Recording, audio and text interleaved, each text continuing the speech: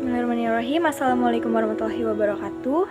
Izin memperkenalkan diri, saya Widya Nabila, saya mahasiswi semester 5 Program Studi Pendidikan Islam Anak Usia Dini Universitas Islam Negeri Raden Intan Lampung.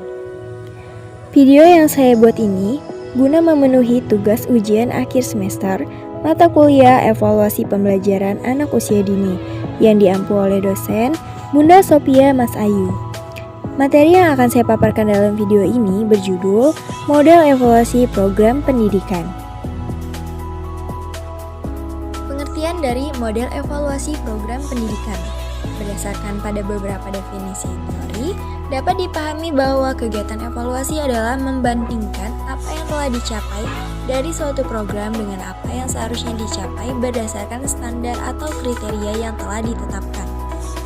Dalam konteks pelaksanaan program, kriteria yang dimaksud adalah kriteria keberhasilan pelaksanaannya.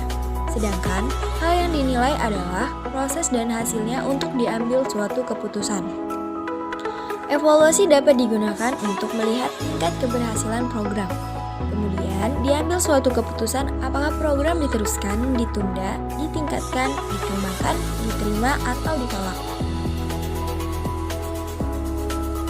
Beberapa model yang banyak dipakai untuk mengevaluasi program pendidikan antara lain 1. Evaluasi model CIPP 2.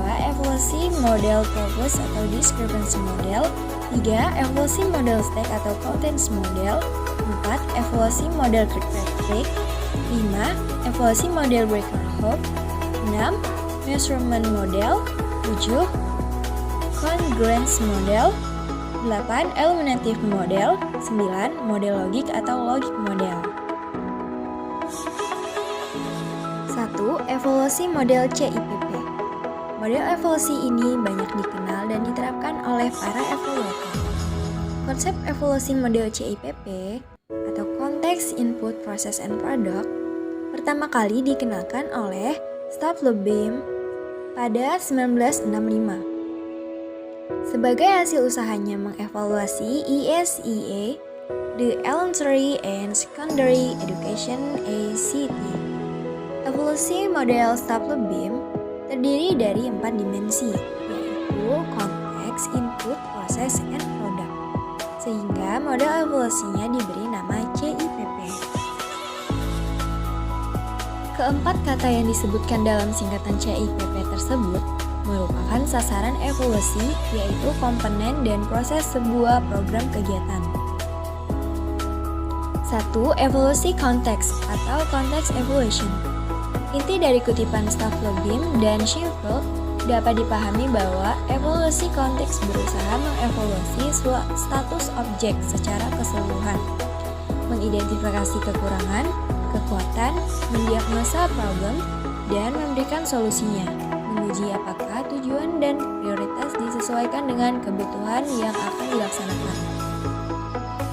2. Evaluasi masukan atau input evaluation.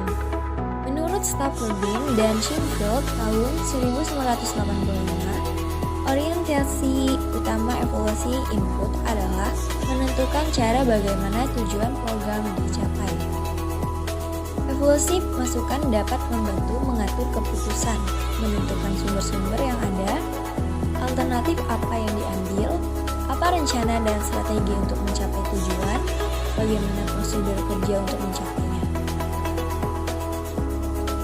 Komponen evaluasi masukan meliputi sumber daya manusia, sarana dan peralatan mendukung, dana atau anggaran, dan berbagai prosedur dan aturan yang diperlukan.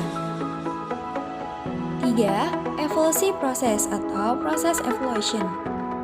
Evaluasi proses digunakan untuk mendeteksi atau memprediksi rancangan prosedur atau rancangan implementasi selama tahap implementasi, menyediakan informasi untuk keputusan program, dan sebagai rekaman atau arsip prosedur yang telah terjadi.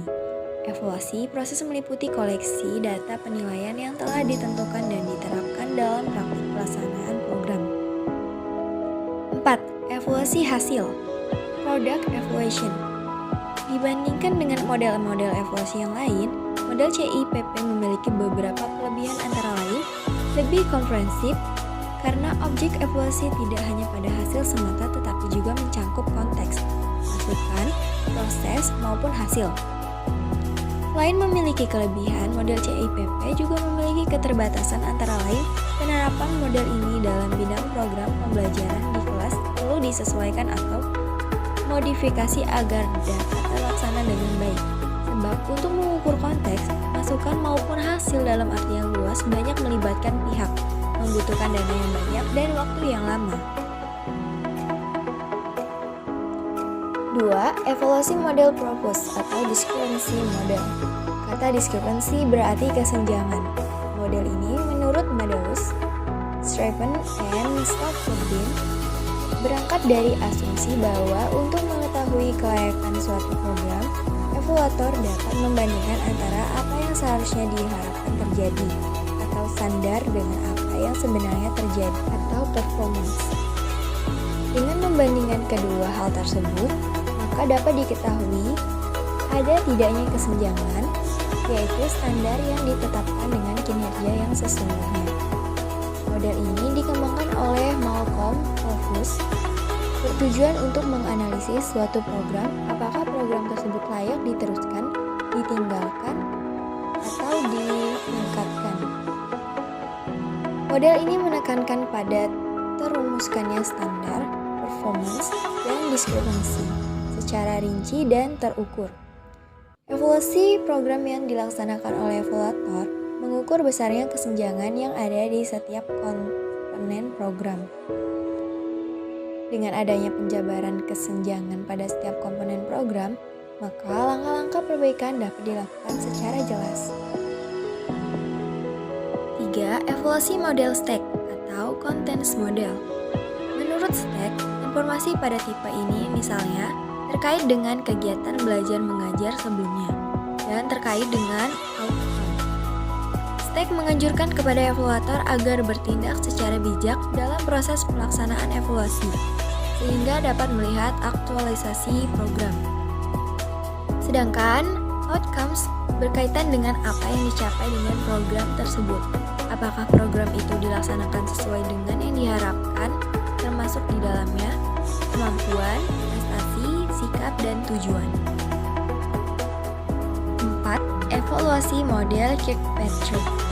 Model evaluasi yang dikembangkan oleh Kirkpatrick ini telah mengalami beberapa penyempurnaan, terakhir diperbarui tahun 1998 yang dikenal dengan Evaluating Training Programs with 4 Levels atau evaluasi terhadap program pelatihan mencakup 4 level evaluasi, yaitu A. Evaluasi reaksi atau Reaction Evaluation, B. Evaluasi belajar atau Learning Evaluation, C. Evaluasi perilaku atau Behavior Evaluation, D. Evaluasi hasil, Result Evaluation. 5. Evaluasi model Brinkerhoff. Brinkerhoff mengemukakan 3 pendekatan evaluasi yang disusun berdasarkan penggabungan elemen-elemen yang sama, yaitu 1. Research versus Emergent Evaluation Design. Desain evaluasi yang baik ditentukan dan direncanakan secara sistematik sebelum implementasi dikerjakan. 2. Formative versus Summative Evaluation. Evaluasi formatif digunakan untuk memperoleh informasi yang dapat membantu perbaikan program. Dilaksanakan pada saat implementasi program sedang berjalan. 3. Experimental dan Quasi-Experimental Design versus Unobtrusive Inquiry. Beberapa evaluasi memakai metodologi penelitian klasik. Dalam hal seperti ini, subjek penelitian diacak, perlakuan diberikan, dan pengukuran dampak dilakukan. 6. Measurement Model.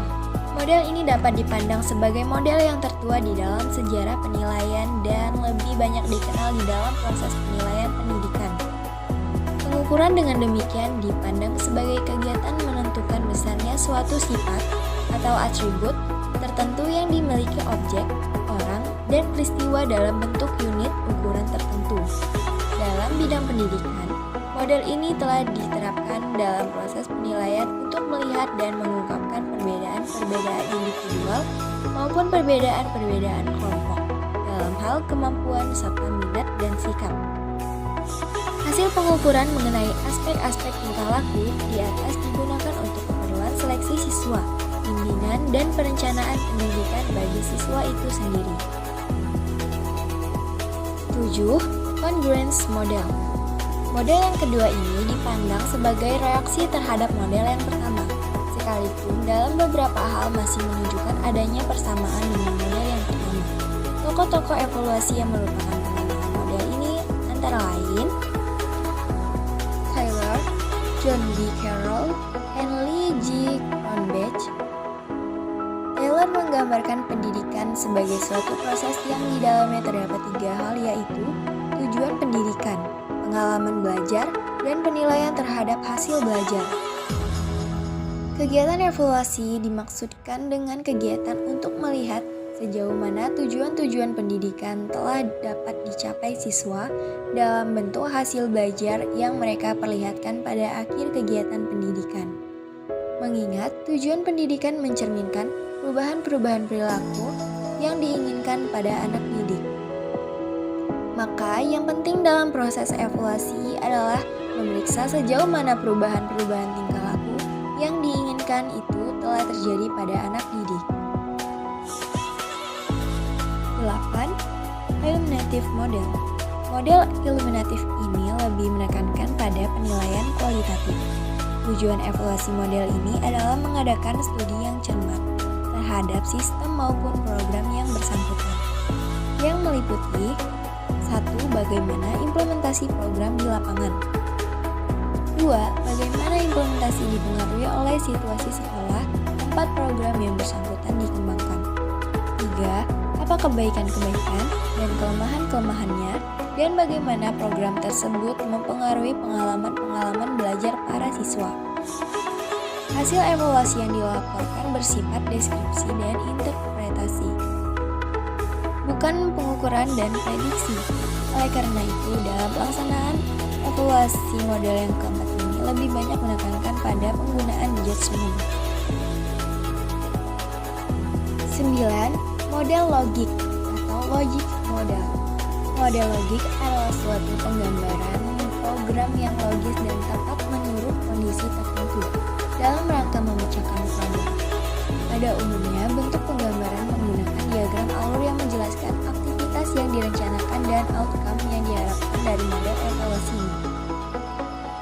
Bigman tahun 1987, Dwyer tahun 1997, MC Lawlin, M. Jordan tahun 1999. Agar model logik lebih fokus, maka perlu dibuat cangkupannya. Misalnya menyangkut jangka waktu program dilaksanakan, jangka waktu output, dan outcomes yang dikehendaki dan bentuk perubahan yang diinginkan.